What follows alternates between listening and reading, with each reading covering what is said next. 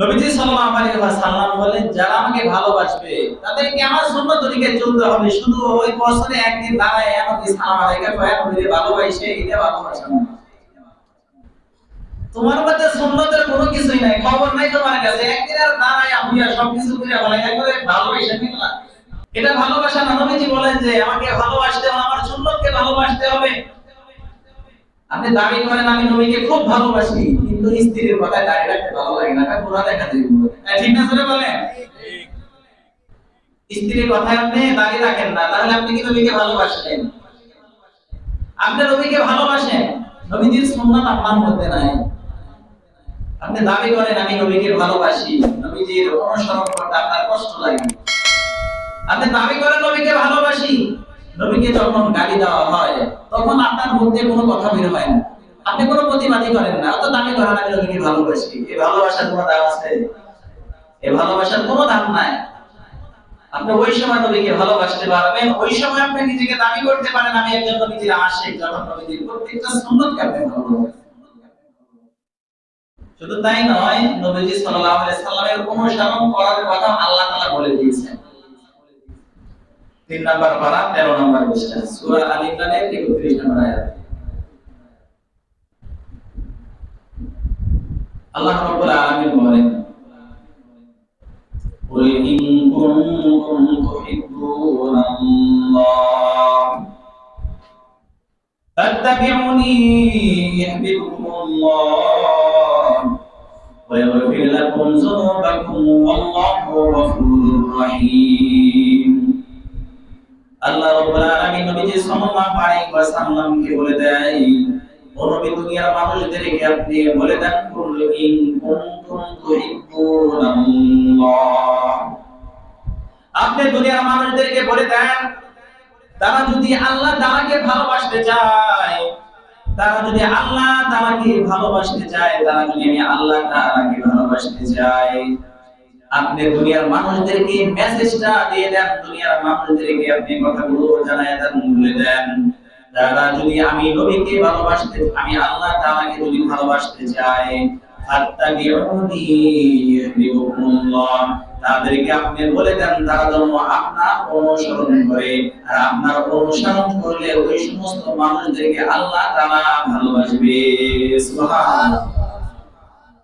আপনি দুনিয়ার মানুষদেরকে মেসেজটা দিয়ে দেন, শুধু আল্লাহ ভালোই বাসবে না, ওয়া ইয়াগফির লাকুম যুনুবাকুম আল্লাহু গফুরুর রহিম। আল্লাহ তাআলা বলেন, নবীজি আপনি বলে দেন যারা আপনার অনুসরণ করলে ওই সমস্ত মানুষের গুনাহগুলোকে আল্লাহ তাআলা ক্ষমা করে দিবে, আর আল্লাহ তাআলা হলো সবথেকে বড় ক্ষমাশীল, ক্ষমাকারী। সুবহানাল্লাহ। তাহলে যদি আপনি আল্লাহ তাআলাকে ভালোবাসেন দাবি করেন, নবীকে যদি ভালোবাসেন দাবি করেন, অবশ্যই নবীজির অনুসরণ করতে হবে, তার অনুসরণ করতে হবে, তার হুকুম অনুযায়ী নিজের জীবনকে পরিচালনা করতে হবে। ونستعينه ونستغفره ونؤمن به ونتوكل عليه ونعوذ بالله من شرور أنفسنا ومن سيئات أعمالنا، من يهده الله فلا مضل له ومن يضلل فلا هادي له، ونشهد أن لا إله إلا الله، ونشهد أن سيدنا وسندنا وحبيبنا وطبيبنا وطبيب قلوبنا ومولانا محمدا عبده ورسوله.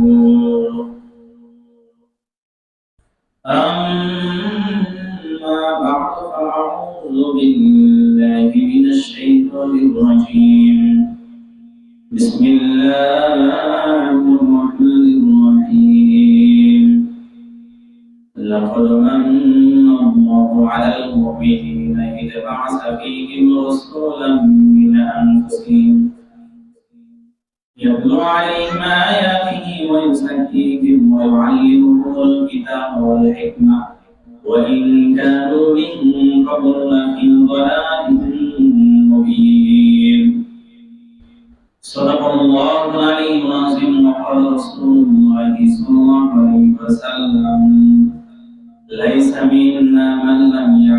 حق كبيرنا ويرحم صغيرنا أو كما قال عليه الصلاة والسلام عشرة के लिए इंसान नहीं आइश इशरत के लिए इंसान नहीं याद रखो तो बंदा है मेहमान नहीं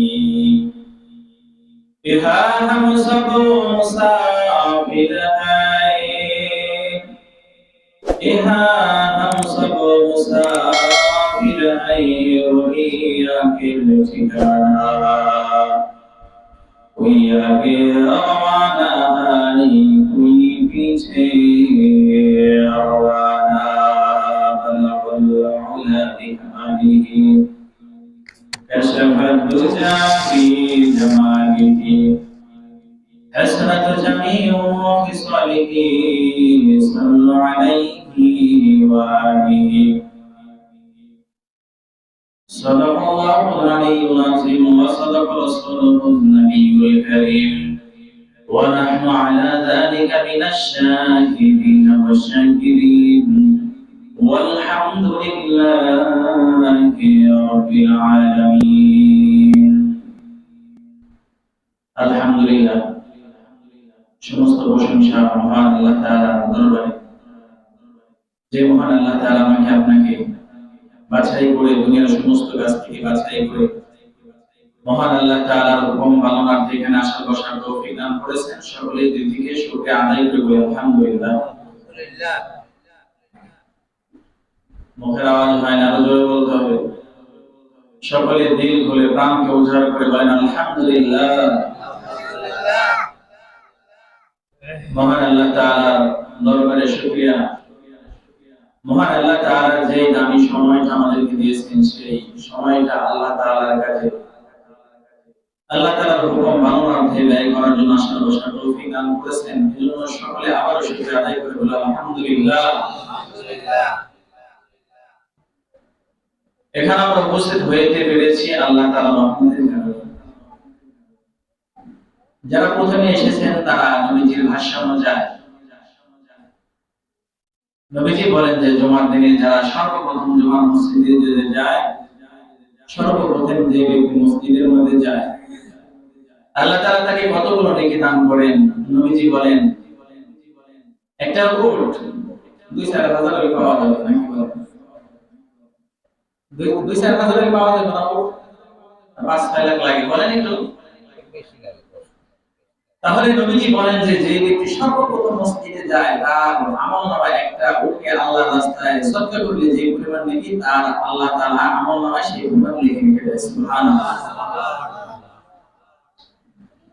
প্রথমে যে যায় এক নম্বরে যে যায় এক নম্বরে আবার অনেক দিক দেওয়া আছে শেষের দিক দেওয়া আবার এক নম্বর আছে শুধু প্রথম দিক দিয়ে এক নম্বর আর লাস্টের দিক দেওয়া এক নম্বর আছে জানেন আপনারা ছাত্র একজন দৌড়ায়া বাবার কাছে গেছে বাবারে বলতেছে আব্বা আমি তো এক নাম্বার বেশি করি না কয় নম্বরে যেটা জোরে বলেন এক নাম্বার বাবা খুশি হয়ে গেছে আমার সন্তান এক নাম্বার হয়েছে দৌড়ায়া যায় তার যে টাকা পয়সা ছিল সেখান থেকে টাকা পয়সা নিয়ে বাজারে মিষ্টি কিনেছে এত সুন্দর খবর এত সুসংবাদ এদিকে আর মিষ্টি ছাড়া শোনা যায় মিষ্টি ছাড়া তো শোনা যাবে না মিষ্টি নিয়ে তার স্কুলের মধ্যে যখন গিয়েছে সকলে মিষ্টি খাওয়াচ্ছে স্যারদেরকে মিষ্টি খাওয়াচ্ছে স্যার ভাই কেমন কি মিষ্টি খাওয়াই গেল স্যার তো আগে জানছে না এটা স্যার আগে বুঝতে পারছে এবার মিষ্টি খাওয়ানোর পরে সকলে একজন আরেকজনের দিকে তাকায় কেন মিষ্টি খাওয়াইলো কেন আমাকে মিষ্টি খাওয়াইলো বুঝার কারণ পাইতেছে না কিছুক্ষণ পর বাবা বলতেছে ছেলেকে বলতেছে তোমার রেজাল্ট বোর্ডটা আমার কাছে নিয়ে আসো দেখি তোমার রেজাল্ট কেমন হয়েছে আগে নিয়ে আসো তুমি এক নাম্বার হয়েছে আর যখন রেজাল্ট বোর্ডটা বাবার সামনে আনছে বাবা তো এইখানে এবারে দেখতে হয়ে গেছে ছেলের নাম উপরের দিক দিয়ে এক নাম্বার না লাস্টের দিক দিয়ে এক নাম্বার বাবার অবস্থা দেখে ছেলে বলতেছে বাবা তুমি তো জানো না বর্তমানে এটা ডিজিটাল যুগ এটা এক নাম্বার, দুই দিক দিয়ে হওয়া যায়, উপর দিকটা হওয়া যায়, নিচ দিকটা হওয়া যায়। আমি উপরের দাওয়াতে নিচ দিকটা হয়েছি, সমস্যা কি? দুই দিক দিয়ে এক নাম্বার হওয়া যায়। তো যারা মসজিদে প্রথমে আসে, এক নাম্বারে আসে, তাদেরকে সংখ্যা করলে যে পরিমাণ নাকি তাদেরকে দেয়, লাস্টের দিক থাকে একদম কিছুই পাওয়া যায় না। এটা ডিজিটাল যুগের না, এটা হলো কোরআন হাদিসের ভাষা। এজন্য শুরুর দিকে এক নাম্বার হওয়ার চেষ্টা করব, ঠিক আছে ইনশাআল্লাহ। আল্লাহ তাআলা আমাদের সকলকে তৌফিক দান করুন, সকলে বলে আমিন। আমি আপনাদের সামনে যে আয়াতখানা তেলাওয়াত করলাম 4 নাম্বার পারা 10 নাম্বার পৃষ্ঠা, সূরা আলী ইমরান 164 নম্বর আয়াত।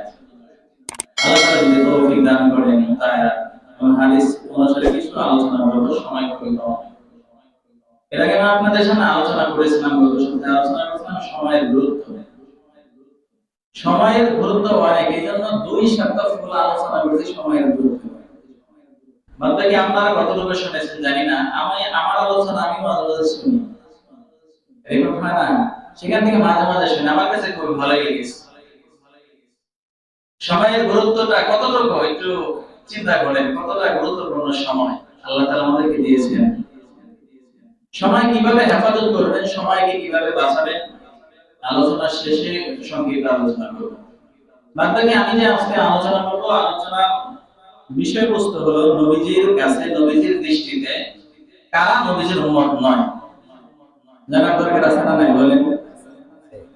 নবীজির কাছে, নবীজির দৃষ্টিতে কারা তার উম্মত নয়। বিষয়টা কিন্তু ছোট না, ছোট মনে করতে পারি, বিষয়টা খুবই ছোট না। নবীজি বলেন যে নবীজির দৃষ্টিতে, নবীজির কাছে তার উম্মত নয়, কয় শ্রেণীর লোক আছে সেটা আলোচনা করব। ছোট শ্রেণীর লোক আল্লাহ তাআলা যদি আমাদের এর মধ্যে আমাদের সকলকে না রাখুক, যদি আমরা পড়ে যাই তাহলে আল্লাহর কাছে দোয়া করব, তওবা করব, ফিরে আসব, ঠিক আছে ইনশাআল্লাহ। দেখেন নবীজি সাল্লাল্লাহু আলাইহি ওয়াসাল্লাম তার উম্মতদেরকে কতটা ভালোবাসতেন। প্রত্যেকটা উম্মতের নবীর উপরে ঈমান আনা জরুরি। নবীর প্রত্যেকটা সুন্নতকে ভালোবাসা, প্রত্যেকটা সুন্নতকে, নবীর প্রত্যেকটা কথাকে মানা, বিশ্বাস করা নাম হলো ঈমান। নবীজি আমাদেরকে কতটা ভালোবেসেছেন, নবীজি আমাদেরকে অনেক ভালোবেসেছেন। পৃথিবীর মধ্যে যতদিন ছিলেন শুধু উম্মতে উম্মতি বলেছেন। উম্মতদেরকে কতটা ভালোবেসেছেন, শুধু এই উম্মতে যাতে করে তারা জাহান্নাম থেকে মুক্তি পেয়ে যায়, এই একটা উদ্দেশ্যই ছিল, অন্য কোনো উদ্দেশ্য নয়। শুধু জাহান্নাম থেকে বাঁচানোর জন্য তার উম্মতদেরকে এই দুনিয়ার মধ্যে কতটা কষ্ট করেছেন। আপনারা ইতিহাস অনেকেই শুনেছেন। এই মানুষদেরকে, তার উম্মতদেরকে জাহান্নাম থেকে বাঁচানোর জন্য উহুদের ময়দানে তার দাম মুবারক শহীদ করা হয়েছে। উম্মতদেরকে কতটা উম্মতের প্রতি তার ভালোবাসা ছিল, যার কারণে তায়েফের ময়দানে যখন তার রক্তের কারণে জুতা পর্যন্ত আটকে গিয়েছে, এরপরে উম্মতের জন্য জিবরাইল এসেছেন, ইয়া রাসূলুল্লাহ আপনি একটু আমাকে অনুমতি দেন, ওই পাশে যে পাহাড় দেখছেন, এই পাহাড়ের মাধ্যমে তায়েফবাসীকে আমি একদম চূর্ণ বিচূর্ণ করে দিব। নবীজি বললেন না, ওরা তো জানে না, ওরা তো আমাকে জেনে মানে নাই, ওরা জেনে আমাকে আঘাত করে নাই। আমি আশা করি এই তায়েফবাসীর থেকে বিশাল একটা দল তাদের সন্তানদের মধ্যে থেকে তারা ইসলাম গ্রহণ করে। সুবহানাল্লাহ। এরপরে নবীজি তাদের জন্য বদদোয়া করে নাই, তাদের জন্য কখনো বদদোয়া করে নাই। কতটা ভালোবাসা ছিল তার। শুধু এই উম্মতদেরকে হেদায়েতের পথে আনার জন্য, তাদেরকে দ্বীনের দাওয়াত পৌঁছানোর কারণে তাকে বিষ পর্যন্ত পান করানো হয়েছে। শুধু কি তাই, হত্যার ষড়যন্ত্র পর্যন্ত করা হয়েছে। কিন্তু সেই নবী এত মায়ার নবী, এত দয়ার নবী, দয়ার সাগর যেই নবী, তিনি তার পবিত্র জবানের মাধ্যমে বলেছেন যে কিছু মানুষ আছে তারা আমার উম্মত নয়। তো কাদেরকে নবীজি বললেন যে তারা উম্মত নয়? অবশ্যই আমাদের গুরুত্বপূর্ণ বিষয়, এটা অবশ্যই জানতে হবে। আল্লাহ তাআলা নবীজি সাল্লাল্লাহু আলাইহি ওয়াসাল্লামকে পৃথিবীর মধ্যে রহমত স্বরূপ আল্লাহ তাআলা পাঠিয়ে দিয়েছিলেন। সুবহানাল্লাহ। পৃথিবীর মধ্যে যত জিনিস আছে সমস্ত কিছুই আল্লাহ তাআলা রহমত। নাকি আমাদের বাবার বানানো জিনিস আছে? সমস্ত কিছু আল্লাহ তাআলা বানিয়েছে। আমার বাবাও বানায় নাই, দাদাও বানায় না, আমার নেতাও বানায় নাই, ঠিক না বলেন? সব আল্লাহ বানিয়েছে। মুজাদ্দিদ আল-ফিসানি রাহমাতুল্লাহ আলাইহি বলেন আল্লাহ তাআলা যত কিছু পৃথিবীর মধ্যে বানিয়েছেন এর মধ্য থেকে সবথেকে যে শ্রেষ্ঠ আল্লাহ তাআলার যে রহমত, সেই রহমত হলো নবীজিকে পৃথিবীর মধ্যে প্রেরণ করেছে। সুবহানাল্লাহ। এর থেকে বড় রহমত আর কোনটা নাই। এর কারণ হলো আল্লাহ তাআলা যতগুলো রহমত আল্লাহ তাআলা পৃথিবীর মধ্যে বানিয়েছেন, পাঠিয়ে দিয়েছেন, পৃথিবীর মধ্যে আমাদের যত রহমত দিয়েছেন আল্লাহ তাআলা একটা রহমতের বিভাগ কোটা দেয় না আমাদের। এটা জিনিস দেওয়ার পরে আল্লাহ তাআলা বলে নাই, কিন্তু নবীজিকে পৃথিবীর মধ্যে আল্লাহ তাআলা পাঠিয়ে দিয়েছেন, এই ব্যাপারে আমাদেরকে বলেছেন। আল্লাহ কি বলেছেন? 4 নম্বর পারা 10 নম্বর পৃষ্ঠা সূরা আল ইমরানের 164 নম্বর আয়াত। আল্লাহ বলেন লাকাদ মান্নাল্লাহু আলাল মুমিনিনা ইয বা'আসা ফীহিম রাসূলাম মিন আনফুসিহিম। আল্লাহ রাব্বুল আলামিন বলেন আমি তাদের জন্য রাসূল প্রেরণ করেছি, তাদের মধ্য থেকে একজন রাসূলকে প্রেরণ করেছি। সুবহানাল্লাহ। রাসূলের কাজ কি? রাসূলের কাজ হলো ইয়াতলু আলাইহিম আয়াতিহি ওয়া ইউযাক্কিহিম ওয়া ইউআল্লিমুহুমুল কিতাবা ওয়াল হিকমা ওয়া ইন কানু মিন ক্বাবলু লাফি যালালিম মুবিন। আল্লাহ বলেন রাসূলকে আমি পাঠিয়ে দিলাম তোমাদের নিকটে, কারণ হলো সেই রাসূল এসে তোমাদেরকে আল্লাহ তাআলা আয়াতগুলো শোনাবে। তোমাদের মধ্যে যে সমস্ত গুনার কারণে তোমরা নিজেরা নষ্ট হয়ে গিয়েছো, পচে গিয়েছো, নাপাক হয়েছো, শয়তানের কথা মেনে মেনে নাপাক হয়ে গিয়েছো, এই নাপাক মানুষদেরকে পবিত্র করবে রাসূল, যে সম্পর্কে তোমরা পূর্ববর্তীতে তোমরা ছিল অজ্ঞ, যেটা তোমরা জানতা না। সুবহানাল্লাহ। তো নবীকে আল্লাহ তাআলা প্রেরণ করেছে। আল্লাহ তাআলা বলেন তোমাদের মধ্য থেকে, তাদের মধ্য থেকে আমি প্রেরণ করেছি। আল্লাহ তাআলা পাঠায় কেন তো হয় না, আল্লাহ তাআলা আবার বলছে যে তোমাদের মধ্য থেকে প্রেরণ করেছে। শুধু তাই নয়, আল্লাহ তাআলা অন্য জায়গায় বলছেন ওমা আরসালনাকা ইল্লা মুবাশশিরান ওয়া নাযীরা, ওমা আরসালনাকা ইল্লা মুবাশশিরান ওয়া নাযীরা। ও নবী, আমি আপনাকে দুনিয়ার মধ্যে প্রেরণ করেছি, দুনিয়ার মধ্যে আমি আপনাকে প্রেরণ করেছি মানুষদেরকে আপনি সুসংবাদ দিবেন এবং মানুষদেরকে আপনি পথ প্রদর্শন করবেন। শুধু তাই নয়, আল্লাহ বলেন ওমা আরসালনাকা ইল্লা রাহমাতান লিল আলামিন। ও নবী, আমি আপনাকে দুনিয়ার মধ্যে রহমত স্বরূপ প্রেরণ করে দিয়েছি। সুবহানাল্লাহ। আল্লাহ বলেন আমি তোমাকে পুরো বিশ্বের জন্য রহমত স্বরূপ বানিয়ে দিয়েছি, শুধু এক এলাকার জন্য নয়, শুধু একটা দেশের জন্য, পুরো বিশ্বের জন্য আল্লাহ তাআলা রহমত স্বরূপ বানিয়ে দিয়েছে। তো আল্লাহ তাআলা যাকে পুরো বিশ্বের জন্য রহমত স্বরূপ বানিয়ে দিলেন, যাকে আল্লাহ তাআলা সারা বিশ্বের জন্য রহমত স্বরূপ বানিয়ে দিয়েছেন, তার রহমতটা কত বড় হতে পারে, তার দয়া কত বড় হতে পারে। অথচ তিনি বলেছেন যে আমার কিছু মানুষ তারা আমার উম্মত নয়। তাহলে আপনি একটু চিন্তা করেন বিষয়টা কত বড় কঠিন। একজন মানুষ কি স্বাভাবিক একটু কষ্ট পেলে কি বলে যে তুমি আমার কেউ হও না? স্বাভাবিক কষ্ট পেলে বলেন? বাবা কখন তার সন্তানকে বলে তুমি আমার ছেলে না? যখন বাবা এতটা কষ্ট পায় ছেলের দিকে, যার কারণে বাবা শেষ মুহূর্তে বলে ফেলে তুমি আমার ছেলে না। ঠিক না? কেউ বলে ঠিক না? ঠিক একইভাবে ভাই যদি তার ভাইয়ের কাছ থেকে যদি কষ্ট পায়, কষ্ট পাওয়ার পরে ভাই তার ভাইকে বলে তুমি আমার কেউ না।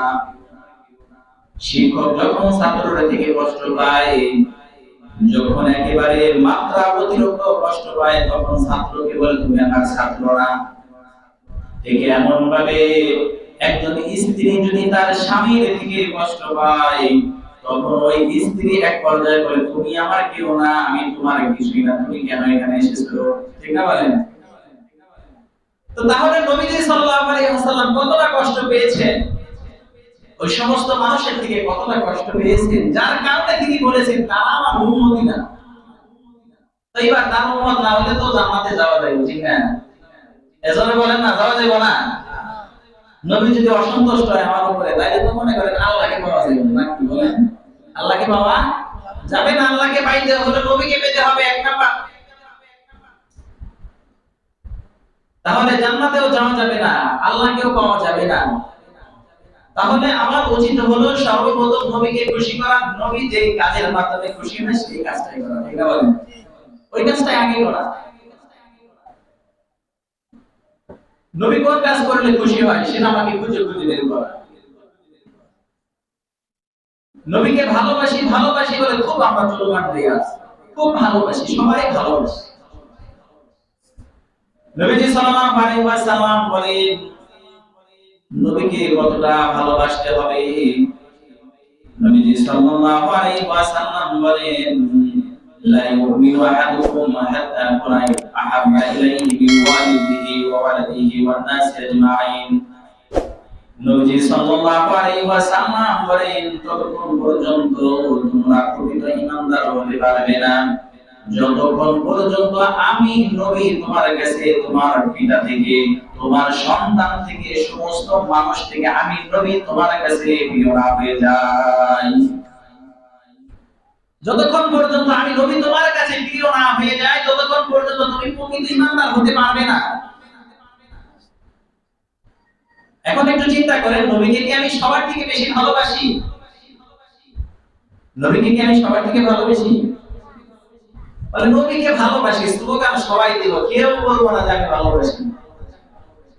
যদি কাউকে জিজ্ঞাসা করা হয় নবীকে কি ভালোবাসেন, হ্যাঁ অবশ্যই ভালোবাসি। যদি সে নামাজ পড়ে না, রোজাও রাখে না, মুখের মধ্যে দাড়িও নাই, পরনের মধ্যে সুন্নতি পোশাক না, তারপরেও বলবে আমি নবীকে ভালোবাসি, ঠিক না বলেন? একজনও পাওয়া যাবে যে নবীকে ভালোবাসে না এরকম বলবে কেউ? কেউ বলবে না। এখন দাবি তো সবাই বলে, দাবি তো সবাই করে, সবারটাই কি সঠিক? সবারটাই সঠিক? সবার দাবি তো সঠিক হতে পারে না। তো দাবি কারটা সঠিক? নবীজি সাল্লাল্লাহু আলাইহি ওয়াসাল্লাম সেই প্রতীক আমাদেরকে দিয়ে দিয়েছেন, যাদের মধ্যে চিহ্নটা দেখবা তারাই মনে করো সঠিক দাবিদার। নবীজি সাল্লাল্লাহু আলাইহি ওয়াসাল্লাম বলেন মান আহাব্বা সুন্নতি মান আহাব্বা সুন্নতি ফাকাদ আহাব্বানি ওয়া মান আহাব্বানি কানা মাই ফিল জান্নাহ। নবীজি সাল্লাল্লাহু আলাইহি ওয়াসাল্লাম আমাদেরকে একটা দিক নির্দেশন দিয়েছেন, চিহ্ন বলে দিয়েছেন। সবাই আমাকে ভালোবাসার কথা বলবে কিন্তু সবাই আমাকে ভালোবাসে না, তারাই আমাকে ভালোবাসে। মান আহাব্বা সুন্নতি, যারা আমি নবীর সুন্নতকে ভালোবাসবে, ফাকাদ আহাব্বানি, তারা আমি নবীকে ভালোবাসবে। মান আহাব্বানি কানা মাই ফিল জান্নাহ, যারা আমি নবীকে ভালোবাসবে ওই সমস্ত মানুষ আমার সাথে জান্নাতে থাকবে। সুবহানাল্লাহ। নবীজি সাল্লাল্লাহু আলাইহি ওয়াসাল্লাম বলেন যারা আমাকে ভালোবাসবে তাদেরকে আমার সুন্নাত তরিকায় চলতে হবে। শুধু ওই বছরে একদিন দাঁড়ায় নবী সালাম আলাইকা কয় নবীকে ভালোবাসে এটা ভালোবাসা না। তোমার মধ্যে সুন্নতের কোনো কিছুই নাই, খবর নাই তোমার কাছে, একদিন আর দাঁড়ায় আপুয়া সবকিছু করে বলে একবারে ভালোবাসা নিলা, এটা ভালোবাসা না। নবীজি বলেন যে আমাকে ভালোবাসতে হবে, আমার সুন্নতকে ভালোবাসতে হবে। আপনি দাবি করেন আমি নবীকে খুব ভালোবাসি কিন্তু স্ত্রীর কথায় দাঁড়িয়ে রাখতে ভালো লাগে না, এটা পুরা দেখা যায়, ঠিক না? জোরে বলেন। স্ত্রীর কথায় আপনি দাঁড়িয়ে রাখেন না, তাহলে আপনি কি নবীকে ভালোবাসেন? আপনি নবীকে ভালোবাসেন, নবীজির সুন্নাত আপনার মধ্যে নাই। আপনি দাবি করেন আমি নবীকে ভালোবাসি, নবীজির অনুসরণ করতে আপনার কষ্ট লাগে। আপনি দাবি করেন নবীকে ভালোবাসি, নবীকে যখন গালি দেওয়া হয় তখন আপনার মধ্যে কোনো কথা বের হয় না, আপনি কোনো প্রতিবাদই করেন না, অত দাবি করেন আমি নবীকে ভালোবাসি। এই ভালোবাসার কোনো দাম আছে? এই ভালোবাসার কোনো দাম নাই। আপনি ওই সময় নবীকে ভালোবাসতে পারবেন, ওই সময় আপনি নিজেকে দাবি করতে পারেন আমি একজন নবীর আশিক, যখন নবীর প্রত্যেকটা সুন্নতকে আপনি ভালোবাসেন। শুধু তাই নয়, নবীজি সাল্লাল্লাহু আলাইহি সাল্লামের অনুসরণ করার কথা আল্লাহ তাআলা বলে দিয়েছেন। 3 নাম্বার পারা 13 নাম্বার পৃষ্ঠা সূরা আল ইমরানের 31 নম্বর আয়াত। আল্লাহ রাব্বুল আলামিন বলেন قل إن كنتم تحبون الله فاتبعوني يحببكم الله ويغفر لكم ذنوبكم والله غفور رحيم। আল্লাহ রাব্বুল আলামিন নবীজি সাল্লাল্লাহু আলাইহি ওয়াসাল্লামকে বলে দেয়, ও নবী দুনিয়ার মানুষদেরকে আপনি বলে দেন কুল ইন কুনতুম তুহিব্বুনাল্লাহ,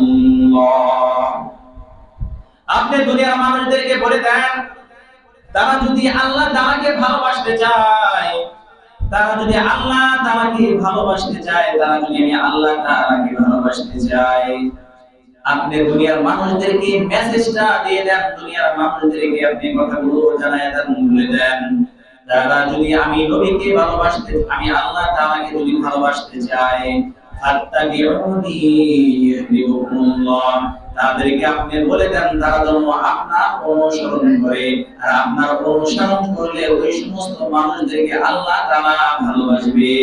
সুবহানাল্লাহ। আপনি দুনিয়ার মানুষদেরকে মেসেজটা দিয়ে দেন, শুধু আমার ভালোই বাসবে না, ওয়াইগফির লাকুম যুনুবাকুম আল্লাহু গফুরুর রহিম। আল্লাহ তাআলা বলেন, নবীজি আপনি বলে দেন যারা আপনার অনুসরণ করলে ওই সমস্ত মানুষের গুনাহগুলোকে আল্লাহ তাআলা ক্ষমা করে দিবে, আর আল্লাহ তাআলা হলো সবথেকে বড় ক্ষমতাশীল, ক্ষমাকারী। সুবহানাল্লাহ। তাহলে যদি আপনি আল্লাহ তাআলাকে ভালোবাসেন দাবি করেন, নবীকে যদি ভালোবাসেন দাবি করেন, অবশ্যই নবীজির অনুসরণ করতে হবে, তার অনুসরণ করতে হবে, তার হুকুম অনুযায়ী নিজের জীবনকে পরিচালনা করতে হবে।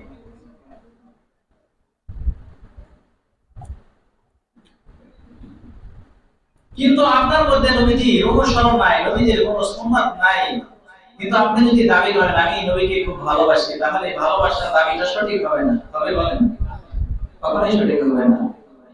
এক নাম্বার চলে যাচ্ছি। নবীজি বলেন যে কিছু মানুষ তারা আমার উম্মত নয়। এর মধ্যে থেকে এক নাম্বার শ্রেণীর লোক হলো যারা নবীজির সাল্লাল্লাহু আলাইহি ওয়াসাল্লামের এই সুন্নাতের কথা যে বললাম, এই সুন্নতের প্রতি অনীহা প্রকাশ করে। সুন্নতকে দেখি ভালো লাগে না, আছে না? নাই যদি বলেন নাই, টিটকিরি মারে আর ভালো লাগে না সুন্নত। নবীজি সাল্লাল্লাহু আলাইহি ওয়াসাল্লামের দরবারে তার স্ত্রীদের কাছে একবার তিনজন লোক আসলো। আনাস ইবনে মালিক রাদিয়াল্লাহু তাআলা বলেন, নবীজি সাল্লাল্লাহু আলাইহি ওয়াসাল্লামের বাড়িতে তিনজন লোক আসলো। কেন এসেছে? কারণ হলো নবীজির আমল সম্পর্কে জানার জন্য। কারণ নবীজির আমল কি আমল করেন, নবীজি গোপনে কি আমল করে, তার স্ত্রীরাই তো ভালো জানে, নাকি বলেন? আপনি তাহাজ্জুদ গুজার নাকি 10টা পর্যন্ত ঘুমান না ফজরের নামাজ পড়েন, এটা আপনার স্ত্রী ভালো জানে না? বলে জানে কিনা? আপনি কেমন লোক, আপনার চরিত্র কেমন, এটা আপনার স্ত্রী ভালো জানে। তার কাছে জিজ্ঞাসা করলে আপনার সার্টিফিকেট দিয়ে দিবে। তো তারা গিয়েছে নবীজির আমল সম্পর্কে জানার জন্য। নবীজি সাল্লাল্লাহু আলাইহি ওয়াসাল্লামের আমল সম্পর্কে তাদেরকে বলা হলো। নবীজির আমল সম্পর্কে তারা শুনে তারা নিজেকে নবীজির আমলটাকে কম মনে করলো। তাদের মধ্য থেকে একজন বলল, আজ থেকে আমি সর্বসময় সারা রাত পর্যন্ত নফল নামাজ আদায় করব। কারণ নবীজি সাল্লাল্লাহু আলাইহি ওয়াসাল্লামের আমল হলো অনেক কম, তিনি কোন আমল করেন, আর তার কোনো সমস্যা নাই। কারণ তার শুরু এবং পরে, পিছনের এবং আগে এবং পিছনে সব গুনাহ আল্লাহ মাফ করে দিয়েছেন, আর আমাদের তো মাফ করে নাই। তাই নবীর থেকে আমাদের আরো বেশি আমল করা হবে। এবার একজন বলল, আজ থেকে আমি সারা রাত নফল ইবাদত করব, নফল নামাজ পড়ব। দ্বিতীয় জন বলল, আজ থেকে আমি যতদিন বেঁচে থাকবো রোজা রাখবো। তৃতীয় জন বলল, আমি আর কখনো বিয়ে করব না। তারা চলে আসলো নবীজি সাল্লাল্লাহু আলাইহি ওয়াসাল্লাম তাদের কাছে এসে বললেন, তোমরা কি এই কথাগুলো বলেছো? নবীজি সাল্লাল্লাহু আলাইহি ওয়াসাল্লাম বললেন, শুনো, তোমাদের থেকে আমি আল্লাহ তাআলাকে বেশি ভয় করি। সুবহানাল্লাহ। নবীজি বলেন যে আমি তোমাদের থেকে আল্লাহ তাআলাকে বেশি ভয় করি। এরপর আমি রোজাও রাখি, আবার রোজাও ছেড়েও দিই।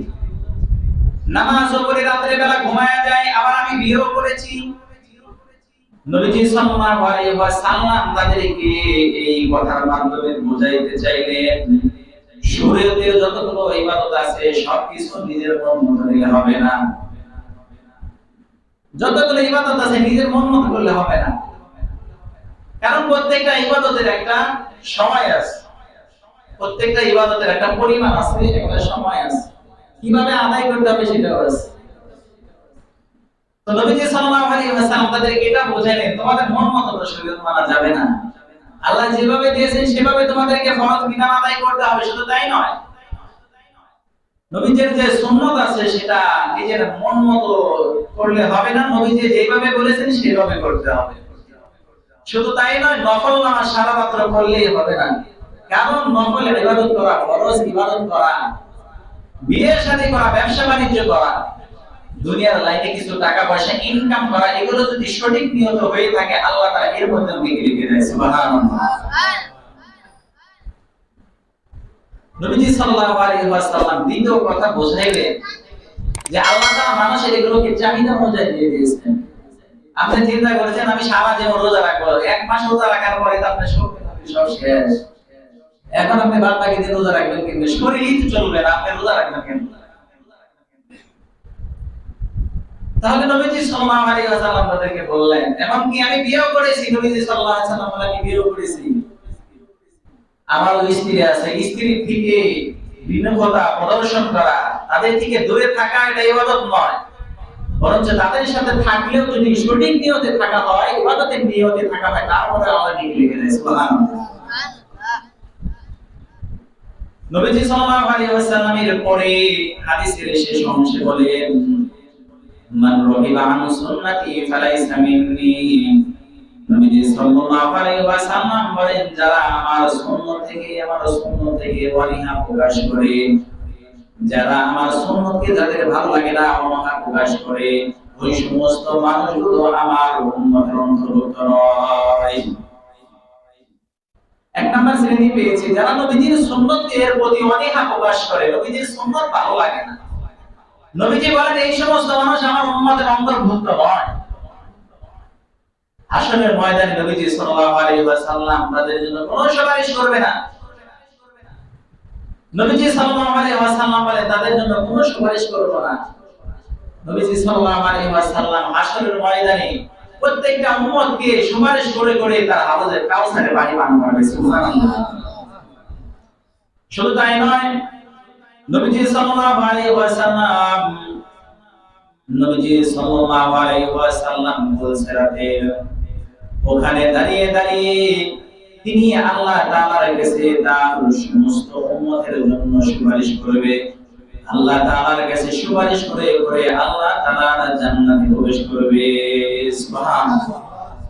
কিন্তু নবীজি সাল্লাল্লাহু আলাইহি ওয়াসাল্লাম বলেন এক শ্রেণীর মানুষগুলো আমি নবীর কাছে আসবে, আমি নবীর সামনে আসবে, তাদের অঙ্গ বলে দেখে আমি চিনতে পারবো তারা আমার উম্মত। নামাজও পড়েছে, তারা ওযু করেছে, ওযুর অঙ্গগুলো চমকাইতে থাকবে। কিন্তু ওই সমস্ত মানুষ যখন আমার কাছে আসবে, আসার সাথে সাথে যখন তারা আমার নিকটবর্তী হয়ে যাবে, এমন অবস্থায় তাদের মাঝখানে আমার মাঝখানে একটা পর্দা পড়ে যাবে। আমি বলবো উম্মতি উম্মতি, এটা হলো আমার উম্মত, এটা হলো আমার উম্মত। নবীজি সাল্লাল্লাহু আলাইহি ওয়াসাল্লাম বলেন এমন অবস্থায় ফেরেশতাগণ বলবে এটা আমার আপনার উম্মত, ঠিক আছে, কিন্তু তারা আপনার সুন্নাত থেকে তারা বিমুখ ফিরিয়ে নিয়েছে, তারা আপনার সুন্নতের প্রতি তারা অনীহা প্রকাশ করেছে। পৃথিবীতে থাকা অবস্থায় তারা বেদাত করেছে, যেটা দ্বীনের নামে ছিল না, এই দ্বীনের যে সমস্ত কাজ ছিল না সেগুলো করেছে। নবীজি সাল্লাল্লাহু আলাইহি ওয়াসাল্লাম বলেন এমন অবস্থায় ওই সমস্ত মানুষদেরকে আমি তাড়াইয়া দিব, ওই সমস্ত মানুষদেরকে আমি হাউজে কাউসারের পানি পান করাবো না, তাদেরকে আমি আমার হাউজে কাউসার থেকে তাদেরকে দূর সরাই দিব। তাহলে নবীজি সাল্লাল্লাহু আলাইহি ওয়াসাল্লামের যদি সুন্নাত পালন করেন, নবীজি ডাইকে ডাইকে হাউজে কাউসারের পানি পান করবেন। বেদাতি যদি করেন, বেদাতের কাজ করেন, যেটা ইসলামে না। বেদাত মানে কি, যেটা ইসলামে নাই এটাকে জোর করে ইসলামের ভিতর ঢোকানো হচ্ছে। কোরআন হাদিসে যেটার কোনো অস্তিত্ব নাই, কোরআন হাদিসে যেটার কোনো অস্তিত্বই নাই, সেই জিনিসটাকে জোর করে ধরে ইসলামের ভিতরে ঢোকানো দেওয়া হয়েছে, এটার নাম হলো বেদাত। নবীজি বলেন যে ওই সময় তাদেরকে আমি বের করে দিব, কারণ যেটা দিন না, যেটা দিনের অংশ না, কোরআন হাদিসের অংশ না, সেটাকে জোর করে ঢোকানো হয়েছে। নবীজি যদি সেদিনকে আমাকে আপনাকে বের করে দেয়, পাবো তো কোনো জায়গা নাকি মুক্তির জন্য? জোরে বলেন, পাওয়া যাবে? পাওয়া যাবে না। তাহলে নবীজি বললেন যারা আমার সুন্নাত থেকে যারা অনীহা প্রকাশ করবে, সুন্নাত থেকে অনীহা কিভাবে প্রকাশ করে? মুহাদ্দিস কেমন লিখেছেন মুহাদ্দিসিন একরাম লেখেন, কিছু মানুষ তারা নবীজির সুন্নতকে পালন করে না, নবীজির সুন্নতকে পালন করে না, কিন্তু সেটার ব্যাপারে তারা অনীহা প্রকাশ করে না, কিন্তু অন্তরে কষ্ট পায়। সে বাধ্য হয়ে সে সুন্নত করতে পারে না, পালন করতে পারে না, সুন্নতের পোশাক পরতে পারে না। সে এখন অফিস টাইম ডিউটি করতে যাবে, কিন্তু পাঞ্জাবি পরে গেলে তাকে অফিসে ঢুকতে দিবে, আছে না নাই? এই অবস্থায় সে তার সুন্নতি লিবাস তার মধ্যে নাই, কিন্তু তার অন্তরের মধ্যে সুন্নতের প্রতি মায়া আছে, ভালোবাসা আছে, কষ্ট আছে। সে যেই ডিপার্টমেন্টে চাকরি করে, সেই ডিপার্টমেন্টে তার ইচ্ছা আমি দাঁড়িয়ে রাখবো, দাঁড়িয়ে রাখবো, সুন্নত পালন করবো, কিন্তু সেখানে চাকরি করতে দাঁড়িয়ে রাখতে পারে না। এই অবস্থায় তার অন্তরের মধ্যে রক্তক্ষরণ হয় যে আমি নবীজির সুন্নতকে আমি পালন করতে পারছি না। মুহাদ্দিসিনে কেরাম লেখেন যে তারা এই হাদিসের অন্তর্ভুক্ত হবে না। তো কারা হবে? যারা ওই সমস্ত মানুষ, কিছু মানুষ দেখবেন সমাজের মধ্যে দাড়ি টুপি আলা দেখলে পরে তাদের শরীরের মধ্যে চুলকানি শুরু হয়ে যায়, বলে যত ধরনের ফালতু কাজ আছে সবাই দাড়ি আলা আছে না নাই? বলে যত ধরনের কাজ আছে, এই মনে করো ফালতু কাজ, অনার্থ কাজ, এগুলো সব দাড়ি আলা টুপি আলা টুপি আলা দেখলে পারে, দাড়িওয়ালা দেখলে পারে এটা জঙ্গি হয় না। তো টুপি দাড়ি দেখলে পরে আপনার কাছে জঙ্গি মনে হইলো কেন? আপনার কাছে একটু ভালো মানুষ মনে হইতে পারে না? আপনার কাছে তো ভালো মানুষ হওয়ার কথা ছিল, যে তার শরীরের মধ্যে সুন্নতের পোশাক আছে, তার মুখের মধ্যে দাঁড়িয়ে রয়েছে, সে সুন্নত অনুযায়ী চলছে, সে একদম নবীর অনুসারী, নবীজির আদর্শ অনুযায়ী সে চলে, এটা আপনার মনে হতে পারে না? তো যারাই নবীজির সুন্নত দেখলে আপনি তো তাকে আপনি ডাইরেক্ট রিয়াক্ট করলেন না, ডাইরেক্ট আপনি যে বললেন দাড়ি টুপি নিয়ে বললেন, নবীজির সুন্নত দিয়ে বললেন, আপনি কটাক্ষ করে বললেন, নবীজি বলেন যে আপনি তো নবীজির উম্মতের অন্তর্ভুক্তই না। এজন্য অবশ্যই আমাদেরকে এই সমস্ত কথা, যেই কথার মাধ্যমে নবীজির আঘাত লাগে, নবীজির সুন্নতের প্রতি আঘাত লাগে, নবীজির সুন্নতের প্রতি অনীহা প্রকাশ পায়, সেগুলো অবশ্যই বলা যাবে না, কখনোই বলা যাবে না। আপনারা দেখেছেন আফগানিস্তানের আব্দুল গনি, তাকে একসময় পাকিস্তানের মধ্যে জঙ্গি বলে তাকে ধরা হয়েছিল, জেলখানায় রাখা হয়েছিল, দীর্ঘদিন জেলখানা রাখা অবস্থা। এখন সে আফগানিস্তানের মন্ত্রী, দেখেন এক একজন কি অবস্থা, টুপি পরে, পাগড়ি পরে, যেই রাষ্ট্র চালাইতেছে সেই পা আবার খুতবা দিতেছে, যে নিয়ম কানুন করতেছে সে আবার মসজিদের খুতবা দিচ্ছে। যার মুখের মাধ্যমে হক কথা বের হবে, যার মুখের মাধ্যমে কোরআন হাদিসের কথা বের হবে, সে কি রাষ্ট্রকে অন্যভাবে চালাবে না কোরআন হাদিস অনুযায়ী চালাবে? সে সুন্নাত অনুযায়ী চালাবে, সে সুন্নাত অনুযায়ী চলবে। এই জন্য নবীজির সুন্নতকে আমরা কখনোই আঘাত করব না। ব্যক্তিগতভাবে, হ্যাঁ ব্যক্তিগতভাবে একজন মানুষ খারাপ হতেই পারে, তাকে আমরা সরাসরি তাকে আমরা বলতে পারি, কারণ মানুষ হিসেবে সবাইকে আল্লাহ তাআলা নবজ দিয়ে দিয়েছেন, সবার পিছনেই শয়তান আছে নাকি? সে ব্যক্তিগতভাবে খারাপ হতে পারে, একজন মানুষ ব্যক্তিগতভাবে খারাপ হতে পারে, কিন্তু এই ব্যক্তিগতভাবে খারাপ দেখে এই জন্য তাকে একবারে নবীজির সুন্নাত সহ তাকে গালি দেওয়া যাবে না। ঠিক আছে ইনশাআল্লাহ? আমি যদি নবীজির সুন্নাতকে আমি যদি কটাক্ষ করি, নবীজির সুন্নাতের প্রতি যদি আমি অনীহা প্রকাশ করি, আপনাকে এখান থেকে জেনে নেন, আপনি এখান থেকে আজ থেকে জেনে নেন আপনার জন্য নবীজি সুপারিশ করবে না, নবীজি বলেছেন সে আমার উম্মতি না। বাদবাকি বিষয় আলোচনা করব ইনশাআল্লাহ। তো আমি গত সপ্তাহে আলোচনা করেছিলাম সময় কিভাবে মূল্যায়ন করবেন। এক নাম্বার মূল্যায়ন করবেন আপনারা যদি সময় মূল্যায়ন করতে চান, আর যদি মূল্যায়ন না করতে চান তাহলে আলাদা। যদি মূল্যায়ন করতে চান তাহলে অবশ্যই আপনার 24 ঘন্টার সময়কে রুটিন মোতাবেক চলতে হবে, রুটিন করতে হবে। যারা ভালো স্টুডেন্ট একটু খোঁজ নিয়ে দেখেন, যারা ভালো স্টুডেন্ট, তারা যারা লেখাপড়া করে, ভালো স্টুডেন্ট যারা হয়, তাদের সময় তারা মূল্যায়ন করে, তারা সময়কে রুটিন মাফিক তারা লেখাপড়া করে। আমি 24 ঘন্টায় কতটুকু লেখাপড়া করব, আমি কতটুকু সময় আমি ঘুমাবো, কতটুকু সময় খাওয়ার পিছনে ব্যয় করব, তারা রুটিন অনুযায়ী করে। আর যে সমস্ত ছাত্র লেখাপড়া নাই, তারা দেখবেন কিসের পড়ার সময় যায় ব্যাট বলেন কি না বলেন, লেখাপড়া তার সময় নাই। এজন্য আমার জীবনকে যদি সুন্দর করতে হয়, সময় মূল্যায়ন করতে হলে এক নাম্বার আমাদের জীবন যেই কাজ করেন, আপনি যেই কাজ করেন, চাকরি করেন, আপনার সময় একটা রুটিন করেন, আমি এই সময় অফিস করব, এই সময় নামাজ পড়ব, এই সময় আমি আল্লাহর জিকির করব, এই সময় পরিবারের সাথে মিলে আমি একটা কথা বলবো, এরকম। 2 নাম্বার হলো আপনি আগে ঘুমানোর চেষ্টা করেন। কারণ আগে আগে ঘুমাইলে আপনি যখন আগে আগে ঘুমিয়ে যাবেন শেষে আগে আগে করতে পারবেন। আপনি মনে করেন ঘুম থেকে উঠছেন সকাল 9টা বাজে, আরেকজন উঠেছে 6টা বাজে, 3 ঘন্টা আপনার থেকে আগায় গেছে না? সারাদিন নাম পিছে দৌড়াই লিখে পাওয়া যাবে না, ধরা মারা যাইব, ধরা যাইব না। এই জন্য সকাল সকাল ওঠা অভ্যাস করে। 3 নাম্বার যে কাজ সেটা হলো নেকির কাজ বেশি বেশি করতে থাকেন, নেকির কাজ যত পারেন বেশি করেন। 4 নাম্বার, আপনি সুস্থ থাকার চেষ্টা করেন, যে সমস্ত খাবার খেলে সুস্থ থাকা যায় সেগুলো খান। কারণ যত আপনি সুস্থ থাকতে পারবেন, আপনি দুনিয়ার লাইনেও ভালো থাকবেন, আখিরাতের লাইনেও ভালো কাজ করবেন। 5 নাম্বার হলো, আপনি সময় যদি মূল্যায়ন করতে চান, সময়কে যদি আপনি বাঁচাইতে চান, অনার্থক গুনার কাজকে আপনি গুনার কাজ থেকে বিরত থাকেন, গুনার কাজকে ছেড়ে দেন। গুনার কাজকে ছেড়ে দেন, গুনার কাজ আপনি করছেন মানে আপনার সময়কে আপনি নষ্ট করছেন। 6 নাম্বার যে পরামর্শ আমি আপনাদেরকে দিব সেটা হলো, আপনি প্রত্যেকদিন ঘুমানোর সময় বালিশে আপনার মাথাকে লাগায় আপনি একটু চিন্তা করেন সারা দিনে কয়টা আপনি অনর্থক কথা বলছেন, কয়টা মিথ্যা কথা বলছেন, কয়জন মানুষকে ধোঁকা দিয়েছেন, কয়টা গুনার কাজ করেছেন, কয়টা ভালো কাজ করেছেন। আপনি একটু হিসাব মিলান যে আসলে কি আমি ভালো কাজ করতেছি না খারাপ কাজ। তাহলে আপনার অটোমেটিক সময় আপনি হেফাজত করতে পারবেন, গুনার কাছ থেকে বেঁচে আসা সম্ভব হয়ে যাবে। আল্লাহ তাআলা আমাদের সকলকে সময়ের হেফাজত করার তৌফিক দান করুন, সকলে বলে আমিন।